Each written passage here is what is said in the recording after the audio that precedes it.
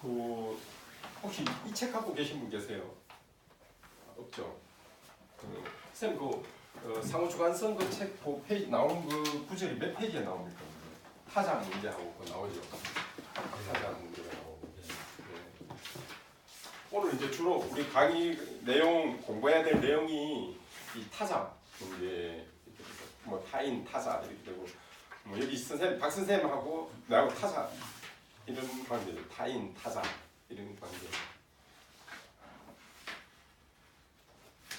이거 상호 주체성. 예예, 상호 주관성. 주체성 41페이지.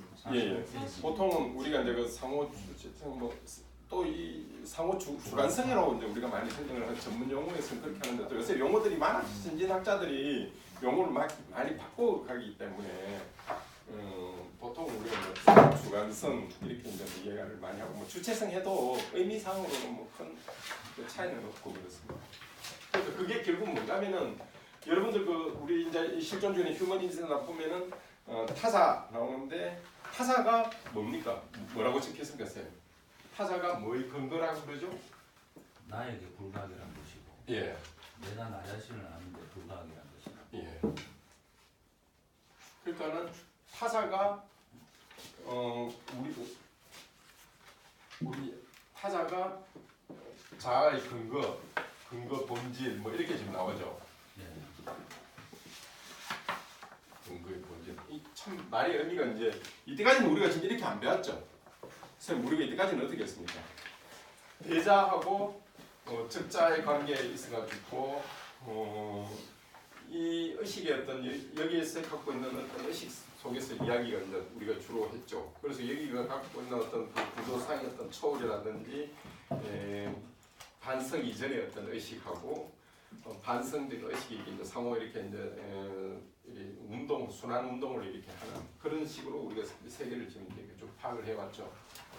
근데 우리가 이제 이 존재와 무에서 타자 자체를 하나의 어떤 독립적인 어떤 항으로 내세우고 다시 이거를 아주 자기의 독특한 그래서 특히 현대 철학에까지 굉장한 영향을 많이 미치는 어떤 하나의 주제로 주제와 식이죠.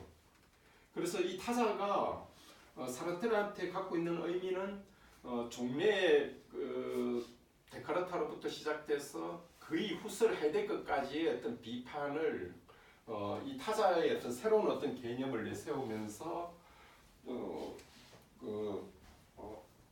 새로운 어떤 유아론에 대한 어떤 극복 가능성을 이제 제시를 합니다. 그러니까 우리가 유아론이라고 공부를 했을 때 이제 제일 첫 번째 난점이 뭔가 하면은 나도 내가 갖고 있는 어떤 정신 활동, 심적 어떤 정신 활동이 이 타인과의 어떤 관계에 있어가지고 내 속에 폐쇄화되는 그런 문제점이 있죠. 그러니까 내가 가지고 있는 어떤 명정성이 타인이 가지고 있는 에도 동일하게 그 명정성을 갖고 있다라는 게 확정이 우리가 돼야지만이 비로소 이제 객관 세계의 성립이 가능하고 세계에 대한 일반 논의가 가능하죠. 그런데 거기서 이제 상호 주관성이라는 게 이렇게 나오죠. 그래서 보통은 우리가 이제 주관에서 출발을 하면은 의식 주관 즉 서브젝트에서 출발을 하면은 계속 무슨 문제가 나오는가 하면은 그 자체 내에서는 명정하다 하더라도 우리가 데카르트에서 굉장히 많이 봤죠. 데카르트 그 자체에서는 명정하다 하더라도 이 명정성의 어떤 확보 자체가 이루어지지 않는 그러니까 이루어지지 않는다는 것은 즉 이 타주관에도 동일한 방식의 명정이 주어지리라고는 우리가 추측밖에 못하죠. 그럴 수 있다라는 어떤 가능성은 아주. 그래서 여기서 이제 무슨 문제가 나오는가 하면은 내가 가지고 있는 어떤 이 명정성, 즉 주관이 가지고 있는 이 명정성의 어떤 문제가 곧바로 타자에게도 동일한 종류의 명정성이 가져야 된다는 유아론적 문제가 늘 주관에서 문제를 출발을 할 때 이제 이 문제가 계속 나오죠. 그런데 이제 사르트르는 이걸 이제 해결하죠. 나름대로 자기의 어떤 방식으로. 그래서 그게 이제 바로 사르트르한테는 타자가 되고, 여러분들 우리 그 텍스트에서는 그 상호 주관성이라는 문제가 나오고, 다시 타자가 바로 자아의 근거, 본질이 된다 하는 말이 있고 아주 굉장히 깊은 의미가 이제 들어가 있는 겁니다. 그래서 이제 우리가 타자에 대한 어떤 사르트르의 어떤 고유한 이론을 우리가 고찰해 봄으로써 어떻게 사르트르가 종래에 가지고 있던 자아의 어떤 그 폐쇄성을 넘어서서 주관에 대한 명정을 타자와 동일하게 확보를 하느냐, 이제 그런 문제를 우리가 이제 다루죠. 우선 사르트르한테는 여러분들한테 그 이제 제가 카톡으로 보낸 것 중에 그게 그 어느 구절인가 하면 구토에서 나오는 구절이에요. 시선 이렇게 되는데 그게 그 시선의 어떤 그 갈등 충돌되는데 사르트르는 타자를 어떻게 정의를 하는가 하면은 나를 바라보는 자라고 바라보는 자로 이렇게 하는 거죠. 이때 바라본다라는 게 뭔가 하면은 바라본다는 게 뭘 말하는가 하면 어떤 시선을 말하는 거예요. 시선. 이게 이제 아주 그 데카르타를 넘어서는 사르트르가 현대 철학에까지 굉장한 영향을 미치는 어떤 고유했던 방식, 이게 시선. 그러니까 우리가 그 데카르타적 차원에서 출발했을 때는 나는 사유한다, 고로 존재한다 이렇게 되지만은 사르트르가 이 타자를 논의하고 난 후에는 나는 시선을 받는다, 고로 존재한다 이렇게 이제 바뀌는 거죠. 그때 시선이라는 게 바로 이 자아를 탄생시키는, 자아를 만들어내는 근거가 바로 이 타자한테 있다는 겁니다. 그래서 그 점이 이제 어떻게 사르트르한테 우리가 나타나는지, 그런 다음에 이 타자 자체가 나타나기 위해서 혹은 또 타자에 대한 어떤 이해를 이전의 단계에서는 어떻게 해서 실패를 했는지에 대해서 먼저 농구를 하고, 그런 다음에 사르트르 자신이 가지고 있는 어떤 타자적 이 문제를 시선을 중심으로 우리가 이제 살펴보는데, 이때 타자의 정의 자체를 나를 바라보는 자라고 했을 때 이때 바라보는 거라는 것 자체가 그 사르트르한테는 바로 시선 요거로 나타나는 거고, 결국은 사르트르한테 시선 문제 이 자체가 사르트르의 타자 문제의 어떤 핵심적인 그 문제점이면서 우리한테 새로운 어떤 그 유아론에 대한 해결 가능성을 제시를 하죠. 근데 여기서 우리가 타자를 이제 보통 우리가 이제 타자를 접할 때 한 세 가지 방식이 있어요.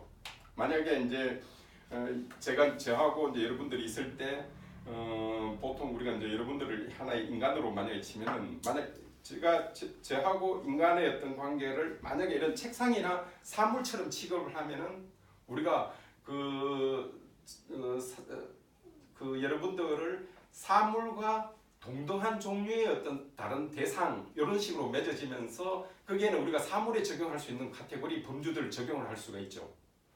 그 방식에 우리가 이제 사람과 사물의 어떤 그 상관관계에서 다른 어떤 주관자와의 어떤 관계에서 그게 첫 번째 우리가 관계일 수가 있고, 두 번째로는 사람으로서의 대우를 할 때 그때는 이제 나와 타인의 어떤 관계로 상황이 바뀌면서 나와 타인 즉 인간의 어떤 관계로 바뀌면서 제가 가지고 있는 어떤 여러 가지 그 자유의 어떤 여러 가지 문제점이나 이런 것들이 바로 이 타자와의 어떤 그 관계에서 굉장히 그 타자 쪽으로 시선이 바뀌게 되죠. 우리가 이제 목욕탕에 보면 하수구 물이 이렇게 빨려 들어가면 나오는 것처럼 그렇게 비유를 해요. 그 한 사람이 사람으로서 대두가 되면서 상황 자체가 그렇게 내가 가지고 있는 여러 가지 어떤 문제점 그런 것들이 그 다른 사람의 어떤 상황 속으로 관계가 흡수화되면서 빨려 들어가는 어떤 그런 관계의 인간관계를 가지게 됩니다.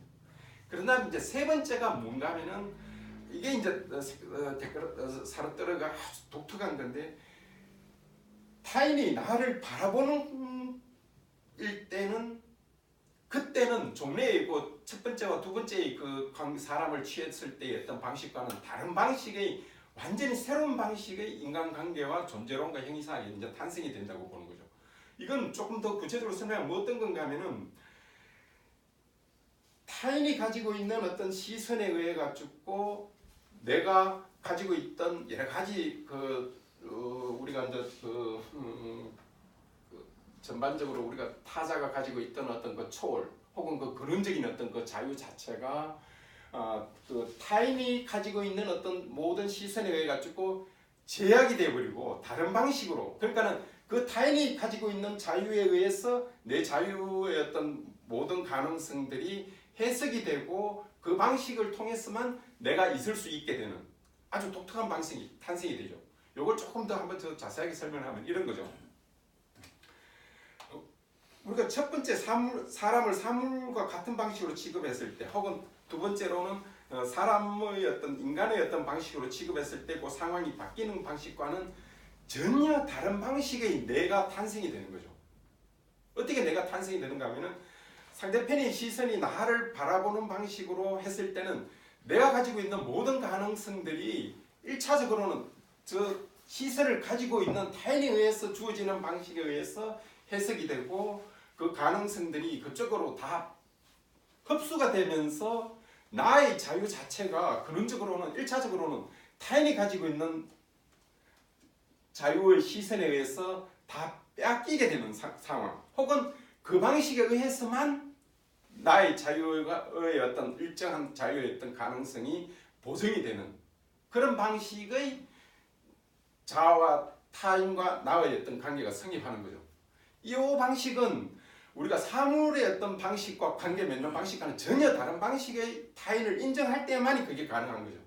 만약에 타인을 일종의 어떤 그 우리가 표상적 차원에서 그러니까는 내가 반성을 거치는 단계에서 그냥 인간의 어떤 이성적이다 아니면 이런 방식에서의 어떤 타인과 접하는 게 아니라 타인 자체의 어떤 근원적인 방식이 바로 나의 어떤 존재를 근거지어주고 탄생시켜주는 어떤 방식에서 나의 어떤 모든 가능성들이 결국은 타인에 의해서 즉 타인의 시선에 의해서 성립되는 말하자면은 인식의 관계가 아니라 이 의식과 존재의 관계 나의 어떤 존재 방식이 바로 이 타인의 어떤 그 시선에 의해서 내가 가능하게 된다 이런 그 존재 방식이 성립하는 거죠. 결국은 이때 타자는 그때 이 타자는 절대 그 우리가 반성적 차원에서의 타자가 아니라 그 반성 이전의 어떤 타자의 차원에서 나타나는 경우입니다. 이거는 조금 더 비유를 하면은 어떤 비유인가 하면은 우리가 내가 어떤 상황이나 어떤 규정과 같은 모든 그 규정들의 어떤 자체가 궁극적인 어떤 힘 자체가 바로 타인의 어떤 시선에 의해서만 성립되기 때문에 나 자신이 가지고 있는 거라는 그 존재의 근거 자체가 바로 타자가 가지고 있는 시선에 의해서 성립된다 이렇게 이제 보는 거죠. 결국은 그 말은 결국 무슨 말인가 하면 타자에 의해서 나의 자아 즉 내가 생각하고 뭐 이렇게 판단하는 혹은 뭐 어떤 식으로 드러나는 어떤 그런 방식들이 성립한다 이렇게 이제 보는 거죠. 이 이야기를 하기 위해 가지고 사르트르는 1차적으로 이 타자가 비반성적 우리가 이제 전에 공부를 할 때 이 비반성적이라는 차원에서 비반성이라는 게 어떤 차원인가 하면 이게 바로 근원적인 어떤 자유의 차원이지 않습니까? 그리고 우리가 뭐 자유의지를 갖는다든지 아니면 우리가 세속적 혹은 현세적 차원에서 혹은 세계 내 존재의 차원에서 이야기하는 자유라는 것은 결국은 이 근원적인 자유를 근거로 해서 나온 형식화된 어떤 형태의 어떤 자유 그렇게 우리가 공부를 했지 않습니까? 이거를 이 타자가 발생하는 단계는 바로 이 단계에서 발생하기 때문에 이 단계에서 가지고 있는 어떤 타자 자체는 절대 표상적 차원에서 이해된 방식의 타자가 아니라는 거죠. 그 존재만 있는 그 방식 자체가 이 방식 자체가 이제 우리가 사르트르가 이 타자의 어떤 그 고유한 방식 그리고 타자를 비표상적인 어떤 방식으로 우리가 이해를 하고 받아들이기 위해서 어떻게 하면은 이 차원으로 우리가 이제 넘어갈 수 있느냐 이거를 사르트르가 이야기를 하는데 우리가 이제 쉽게 이제 이 차원으로 넘어가지 못하고 우리가 보통 쉽게 이제 이 차원에서 그러니까는 사르트르가 비판하고자 하는 어떤 이 단계에서는 타자로 이해하는 방식은 자꾸 한 주베이크하고 또 다른 주베이크의 어떤 관계로 파악을 한다는 거죠. 그러니까는 이 한 주베이크하고 다른 주베이크라는 건 뭘 말하는가 하면 여기 또 하나의 어떤 회상적 단계의 주베액터고 또 그 맞단계로서 또 주베액터를 가지면은 여기 관계가 어떤 관계가 하면 외적 관계가 성립한다는 거예요. 이 외적 관계라는 건 뭘 말하는가 하면은 지금 아주 쉬운 예로의 어떤 외적 관계는 요 두 개의 어떤 관계가 외적 관계죠. 왜냐하면 서로 어떤 한 규정이 대상에 대해서 영향을 전혀 안 미치는 거죠. 그러니까 이 물뿌리개는 물뿌리개로서의 어떤 자기 어떤 그 규정화된 어떤 방식이 있는 거고, 이 지우개는 이 지우개대로의 어떤 방식이 있어가지고 이 두 개의 관계가 설정이 됐다 해가지고 절대 서로 영향을 안 미치는 관계죠. 요거는 한 존재자와 다른 존재자의 어떤 사이에 전혀 관계가 성립하지 않은 게 외적 관계의 어떤 성립입니다. 여기에 내가 만약에 사람을 집어넣었다 해도 마찬가지예요. 그러니까 어떤 한 방식으로 이런 방식으로 이해를 하면은 그건 바로 외적 관계에서 성립하는 차원인 거죠. 이런 예가 이제 보통 우리가 이제 실제론 같은 경우 그렇게 많이 이해를 합니다. 실제론 같은 경우 실제론의 어떤 핵심이 뭡니까? 어떤 사물이 현존하는 그게 바로 기준점이 되지 않습니까? 그 사물이 존재하는 것 자체를 존재하는 그 자체에서 모든 걸 그 기준점으로 삼으니까 정신이라는 건 어떻습니까? 우리가 지금 눈으로 볼 수 있는 게 아니지 않습니까? 그러면은 그거를 이제 나타내는 걸로 신체가 나오죠. 왜냐하면 정신의 우리의 어떤 일정 부분이 신체에 나오니까 보통 우리가 이제 그렇게 이해를 하죠. 신체에 어떤 나타난 거. 그러니까 우리가 부끄럽다 뭐 이런 게 나오면은 여기 얼굴이 이제 뭐 빨갛게 된다든지 홍조가 되고 뭐 이런 게 이제 나타나죠. 그래서 우리가 보통 그 이야기할 때는 정신 혹은 심적 상태가 바로 이 신체에 나타난다고 보죠. 그러면 타자에 있어서도 동일하게 이 신체하고 정신의 어떤 이 관계인데 정신으로 못 가니까 왜? 실제라는 거는 실제론자들의 주장은 현존하고 있는 게 기술점이 되는 거니까. 그러니까 결국은 정신이 신체에 나타나는 걸로 그리고 타인도 이 신체에 나타나는 거니까 내가 타인을 이해를 할 때는 내 신체에 나타났던 그 방식을 근거로 유추를 해서 타인에 나타났던 타인의 어떤 정신, 신체, 심적 상태가 타인의 신체에 나타나는 거니까 내 신체에 나타났던 방식을 유비를 해서 타인에 나타났던 신체의 어떤 그 특징을 통해서 타인이 가지고 있는 정신의 어떤 그 근본 상태를 유추를 하는. 그러니까 건너 가는 거죠. 그렇게 되면 무슨 문제가 생기는가 하면은 개연성이 성립되는 거죠. 개연성이 성립된다는 말은 무슨 말인가 하면은 내가 지금 타자를 뭔가를 근거라고 했을 때 뭐 어떤 근거, 뭐 어떤 본질적인 거라고 이야기를 했을 때는 우리가 명정한 걸 이야기를 해줘야 되는 것이지 개연적인 걸 이야기하면 안 되지 않습니까? 타자가 있다는 걸 명정적으로 알아야 되는 것이지. 그게 우리가 이제 철학적인 어떤 근본 그 농구고 그 추구를 해야 되는 것이지. 이 개연성으로 타인이 어떤 상태에 있다 이렇게 할 때는 여기는 유비의 유추를 통해서만 이술로 됐으니까 여기 나올 수 있는 그 가능성이라는 건 결국은 개연성이고 개연성이 있다는 건 무슨 말하는 겁니까? 그럴 수도 있고 안 그럴 수도 있다 이렇게 되는 거죠. 그래서 이 실제론적인 어떤 입장을 취할 때 혹은 어떤 신체를 뭐 통해서 주관성의 어떤 그거를 직접적으로 우리가 정신과 그게 안 되니까 간접적으로 신체를 통해서 이렇게 하는데 그러나 거기에는 일단 개연성이 지배할 수밖에 없다. 이렇기 때문에 사르트르의 입장에서는 뭡니까? 그 명정적으로 증명된 건 아니다. 그냥 추론 그럴 수 있고 안 그럴 수 있다. 이런 차원의 어떤 수준에 밖에 머무르지 못한다. 이렇게 보는 거죠. 그래서 사르트르가 이런 어떤 그 실제론적 입장에 취해가지고 혹은 여기서 이제 이런 어떤 그 여기 이제 이면에는 지금 누가 있는가 하면 바로 에드먼드 후셀이 있어요. 후셀 같은 게 상호주관성 문제 그 텍스트에 나오는 그 상호주관성이라는 걸 많이 해가지고 이렇게 하는데 그 기본적인 어떤 사유 유형 자체는 이제 이렇게 해나가는데 결국은 실제론적인 어떤 그과 맥을 같이 한다는 점에서 바로 이 신체에 대한 어떤 그것과의 관계를 이렇게 해서 사르트르가 이렇게 해서는 그 타자의 증명을 능정적으로 밝혀내는 게 아니다. 이렇게 해서 우리가 이제 사르트르가 후서를 포함해서 전체의 어떤 실제론적 어떤 그런 어떤 입장을 이렇게 이제 비판을 하죠. 그러면은 사르트르가 이렇게 그렇게 비판을 하고 했으니까는 사르트르 입장에서는 이걸 명정적으로 뭔가 증명을 해야 될 필요성이 있는 거예요. 그래야지 이게 비판이 성립하는 거죠.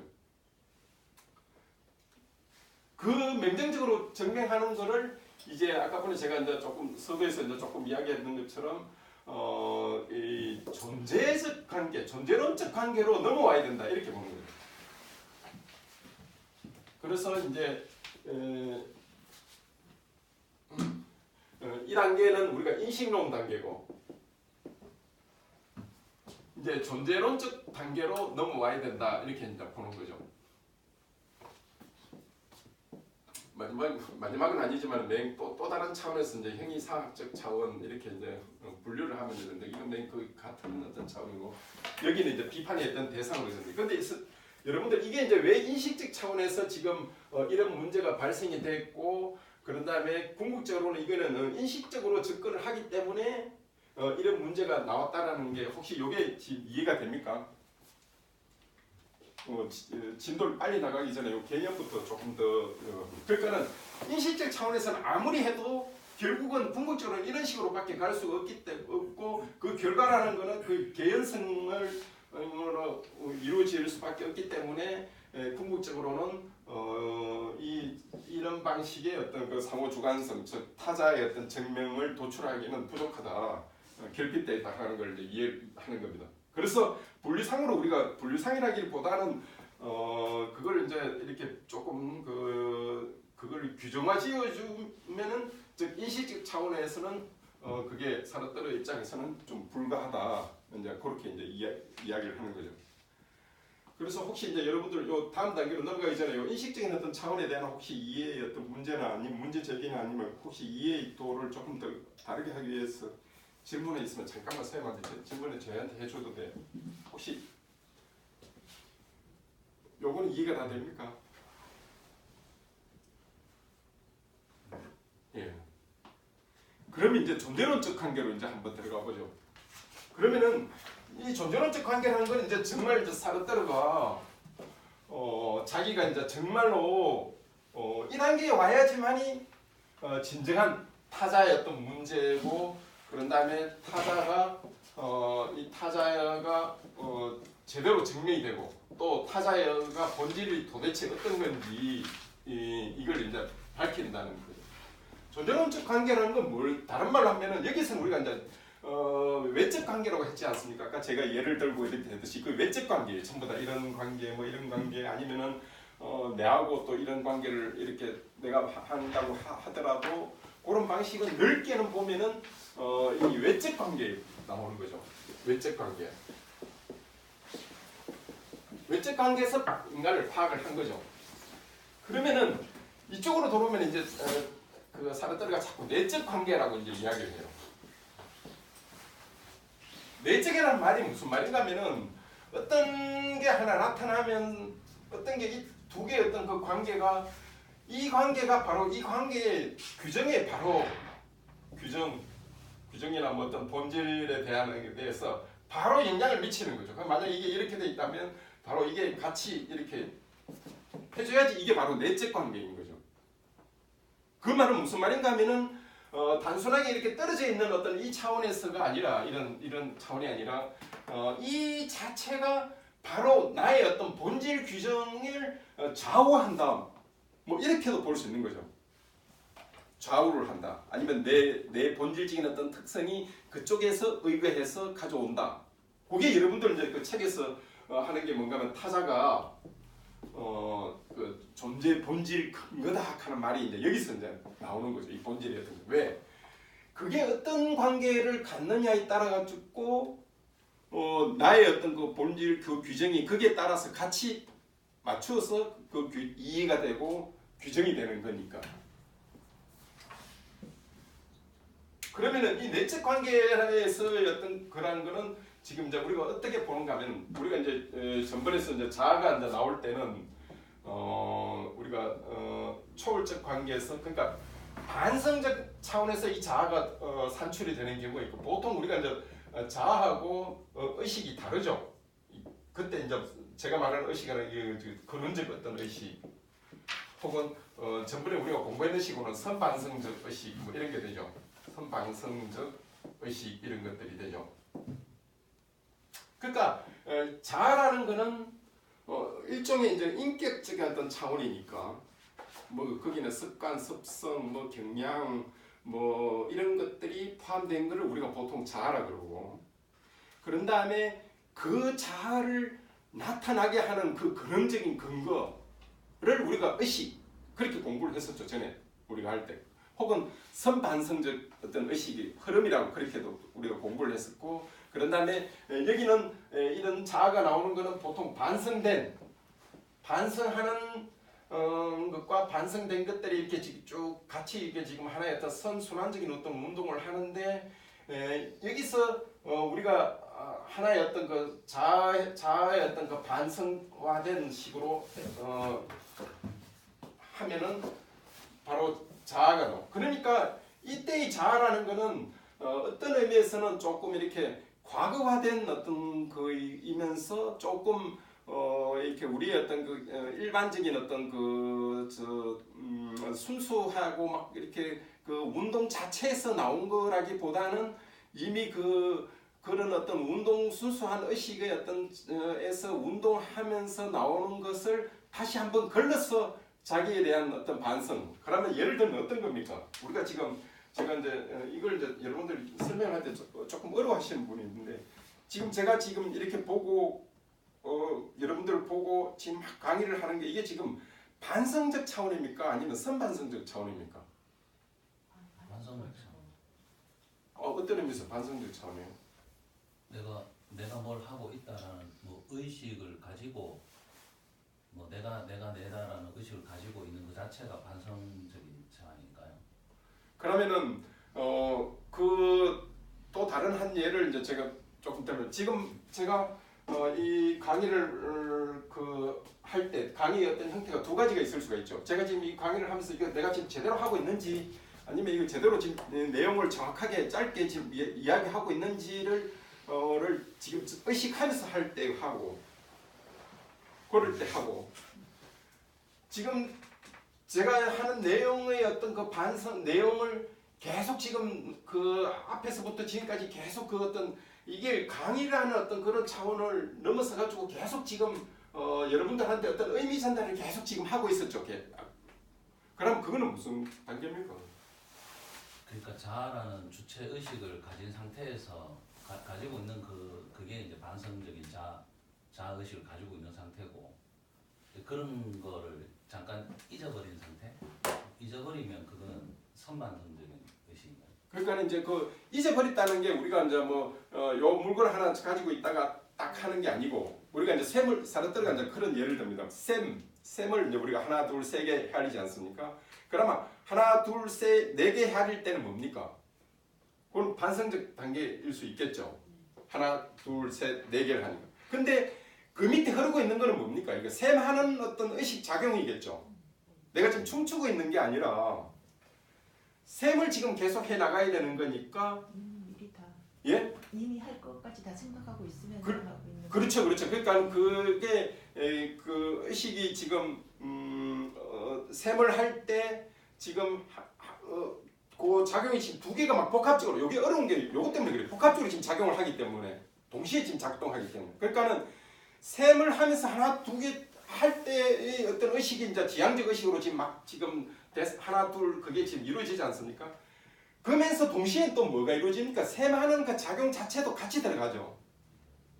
그래야만이 셈을 지금 하고 있는 걸 1, 2, 3, 4만 뿐만 아니라 그 다음 계속 추리도 하고 또 그것도 계속 해 나가야 될 거니까.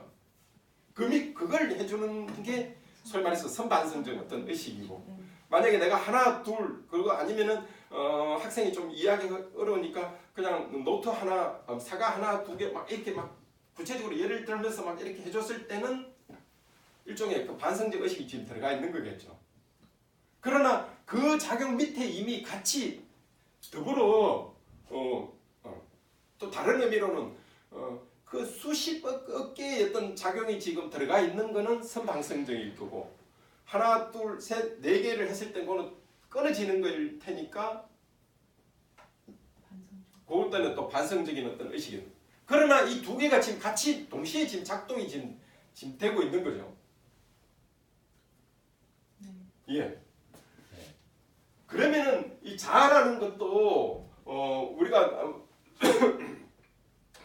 이 보통은 이제 우리가 종례에서는 자꾸 이 의식하고 자아를 같이 봐버리죠. 이때까지 그 사실은 그 칸트나 뭐 이쪽에서도 데카르트나 이쪽에서도 우리가 데카르트를 공부를 했으니까 이제 사실은 이 자아하고 의식하고를 지금 같이 봐버린 거죠.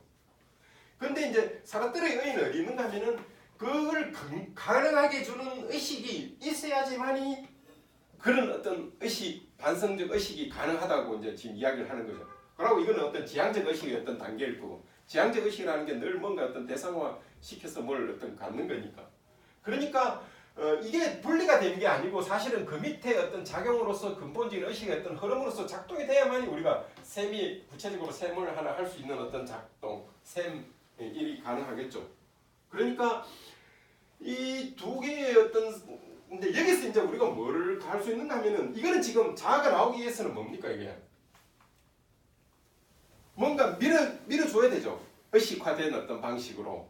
그러니까는 좀 전번 시간에 우리가 강의했던 내용에 대해서 제가 이제 강의를 하면서도 전번에 이렇게 강의했으니까 잘 이해가 안 되니까 오늘 또 이렇게 해야지 하면서 막 지금 강의를 하면서도 전번에 했던 저 강의 내용을 제가 지금 막 생각하고 있죠. 그러면서 지금 강의를 하는데 그 의식을 떠올리는 거 그거는 이제 그때의 나가 어떻게 설명을 했으니까 잘 이해가 안 되고 아직 그게 서로 그게 안 되구나 하면서도 의식을 하면서 지금 또 다른 방식 의식을 설명을 하는데 그때 내가 했던 그 방식에서 자아가 이제 나온 거죠. 그때 그건 내 자아죠. 선생으로서의 자아 그게 지금 나왔던 거죠. 그걸 지금 이제 내가 다시 이제 반성에 떠올리면서 하는 거죠. 그러니까 아주 구체화되고 구체적인 어떤 상황 속에서 어떤 행위에 대해서 거기 평가 그것까지 다 들어가 버리죠. 말하자면 인격적 자아가 들어간 거죠. 인격적. 우리가 인격이라 말할 때는 너무 막 선생님들이 좀 너무 고상한 차원에서만 이해를 하는데 그게 아니고 의식의 어떤 통일성이 있지 않습니까? 악당도 인격이 있을 수 있으니까 그 악한 행위를 할 때도 그러니까 일종의 그 퍼선적인 어떤 그게 이제 나오죠. 이게 우리가 말하는 소위 말하는 자아죠. 근데 이제 오늘 이제 주목해야 될 거는 이게 반성적 차원에서 의식에서 나온 거 아닙니까? 오늘이 이제 지금 우리가 이 시선하고 이거 공부를 하고 이 타자 문제를 하는 거는 이 비반성적 의식에서 이 자아가 탄생이 된다는 거죠. 비반성적 차원에서. 그러면은 우리가 비반성적 차원으로 했을 때는 자꾸 계속 이게 지금 순환 작용이 일어나지 않습니까? 이게 지금 작동이 지금 의식의 어떤 활동이 일어나는데 여기서 일어나고 있는 어떤 자아의 탄생이 가능한 거죠. 자아의 발생이 가능한 거죠. 이게 오늘 우리가 이때까지 공부했던 거와는 다른 방식의 어떤 자아가 탄생이 되는 거죠. 그러니까 그러면 자아가 지금 탄생되는 게 몇 가지입니까? 지금 두 가지예요. 하나는 자기 의식했던 거를 반성하면서 탄생되는 인격적 자아가 하나 나오는 거고 또 이번에 타자의 문제에 들어와서는 이 비반성적 차원에서 자아가 탄생이 되는 거예요. 그러니까 자아의 탄생의 관점에서 보면은 우리가 이때까지 공부했던 차원으로 보면 이렇게밖에 자아가 탄생이 될 수 없었던 건데 이제 새로운 어떤 차원에서는 이 비반성적 차원에서의 어떤 자아가 탄생이 되고 이게 사르트르가 가지고 있는 그 현대 철학에서까지 거의 그리고 뭐 아주 중요한 어떤 방식으로 탄생이 되죠. 이게 이제 그러면 구체적으로 뭐 어떻게 나오는지를 한번 보죠, 저희들이. 그래서 이제 이렇게 나오는 어떤 방식에서는 시선이라는 게 나오고 이제 수치라는 게 나옵니다. 혹시 여러분들 이거 사르트르 공부 좀 하신 분 계시나요? 수치 그 책마다 번역이 조금씩 다른데 뭐 어떨 때는 이 부끄러움 뭐 이런 거로 나오고 또 이런데 종래 요새 요 근래 번역된 책에서는 부끄러움 나오고 이전에 번역된 사람들은 이게 수치로 많이 번역을 해요. 그러니까 이제 수치 이걸로 하면 돼요. 수치라는 게 뭡니까? 쌤들 그 지금 수치라는 게 뭐 어떤 겁니까? 이 사람들한테 굉장히 중요한 어떤 그거 여기에서는 쌤 잘 안 여기 책에 있습니까? 부끄러움 수치 뭐 이런 게 나옵니까? 안 나오죠. 그 존재와 무에서 이제 집중적으로 분석이 되고 이게 현대 철학 뭐 레비나스라든지 들레즈라든지 뭐 이런 쪽에도 다 연결이 되는 그런 어떤 아주 중요한 개념. 수치라는 게 뭐 어떤 겁니까? 이제 사르트르가 드는 수치란 이런 거예요. 조금 그 이제 조금 이렇게 자기가 그 자기 아내하고 여자친구하고 뭐 어떻게 되는지 그걸 막 이렇게 이제 좀 쳐다보려고 이제 이 침실 구멍을 이렇게 이제 쳐다보는데 상황 자체는 그래요. 상황 자체는 그런데 그걸 들여볼 때는 아직도 자기가 뭐 누구에게 감시를 당한다든지 누구한테 들켰다든지 그런 의식 없이 그냥 이렇게 들여다보고 있는 거죠. 그런데 어느 순간 발자국 소리가 멀리서 들려올 때 그 발자국 소리에 의해서 자기가 갑자기 그 순간에 상황이 바뀌어 버리는 거예요. 즉 어떤 수치심을 그때 바로 느끼면서 바로 타인이 누군가 어떤 사람이 자기를 바라보고 있다는 상황이 나와요. 그 바라보고 있다는 그 상황 자체가 자기가 이때까지는 그 발자국이나 아니면 어떤 인기척이나 아니면 또 다른 어떤 그 흔적을 느끼기 이전에는 자기 혼자의 어떤 그 개별적인 어떤 행위의 어떤 반성으로 아무 어떤 문제의 방해나 뭐 없이 또 종래에 가지고 왔던 자기의 어떤 고유했던 방식으로 그 열쇠의 어떤 구멍을 쳐다봤는데 갑자기 어떤 발자국이나 아니면 누군가의 어떤 시선에 의해서 자기가 이때까지의 어떤 그 방식과는 다른 방식으로 내가 누군가에게 듣고 바라보고져 있다는 어떤 그런 상황 자체가 나올 때 그때 종래의 자기의 어떤 방식과는 다른 방식의 자기를 알게 된다는 거예요. 이게 바로 자아의 탄생의 어떤 사르트르의 어떤 근거입니다. 말하자면 그때 갑자기 내가 누군가에 의해서 나라는 자가 혹시 이제 거기는 좀 도덕적인 게 들어가니까 어떤 그런 어떤 주인이나 아니면 그 본래 어떤 남자친구에 의해서 내가 그 특수한 상황에서 그때 동시 뭘 느끼는가 하면 수치심을 느끼면서 그때 수치심이라는 게 이제 타인에 의해 주어진 나의 어떤 그 이때까지 어떤 방식과 존재 방식과는 즉 목소리나 아니면 다른 발자국 소리를 듣기 이전에 어떤 그 자기의 어떤 행위에 대해서는 아무런 도덕적인 어떤 그런 문제의식 같은 것이 없었고 문제가 없었고 그 진행이 그냥 흘러가는 의식으로 받아들였는데 갑자기 어떤 새로운 어떤 상황 즉 타인에 의해서 내가 감시받고 있고 시선을 받고 있다 하는 그 상황에서 자기의 어떤 존재의 어떤 새로운 면이 이제 드러나는 거죠. 그때 바로 수치심을 느끼고 그 수치심이 대상이 누군가 하면 바로 자기인 거죠. 내가 지금 그 상황에서 부끄러움을 감당해야 될 어떤 것. 왜냐하면은 그때 비로소 이제 자기가 말하자면 이런 어떤 자아가 도덕적인 어떤 그런 어떤 책임을 떠맡으면서 새로운 상황 속에서 새로운 나의 어떤 그 자유 이 근원적인 자유가 아니라 세계 내에서 일어나고 있는 어떤 방식의 어떤 그 자유를 다시 책임을 지고 그 책임에 대해서 내가 내 그 행위 자체에 대한 어떤 도덕성이나 책임 그런 것이 들어가니까 그 전체 상황은 자신한테 수치의 어떤 방식으로 드러나고 그 수치의 방식에 드러나는 그때의 자아가 바로 존재한다는 걸 알게 되는 거죠. 요 이해하기가 조금 그러신데 우리가 이때까지 그 존재라는 것을 할 때는 주로 데카르트식의 어떤 전통에서는 막 회의를 해가지고 이렇게 자아를 지금 찾아낸 거 아닙니까? 근데 여기서 지금 일어나고 있는 어떤 이 자아의 존재는 타인의 시선에 의해 가지고 그 시선에 의해 가지고 나의 어떤 새로운 방식의 어떤 자아가 나타나는 그때는 바로 내가 수치 즉 내가 감당해야 되니까 그리고 나의 수치니까 그리고 왜 내가 그 수치를 느낀가 하면은 이때까지 가지고 있던 어떤 그냥 막연한 어떤 의식에 그냥 막연하게 그냥 그걸 이렇게 구멍을 쳐다봤을 때와는 다른 방식의 나의 어떤 새로운 형태의 인격적 자아가 동시에 출현하는 그게 내가 거기에 이제 새롭게 나타났다 있다라는 걸 느끼는 거죠. 이게 좀 설명하기가 조금 힘이 들고 조금 잠깐 그 질문 조금 받고 제가 나갈까요? 네, 여기까지 일단 끊었다가 조금 쉬었다가 제가 질문 조금 더 받고 설명을 좀 하죠. 조금 어려운데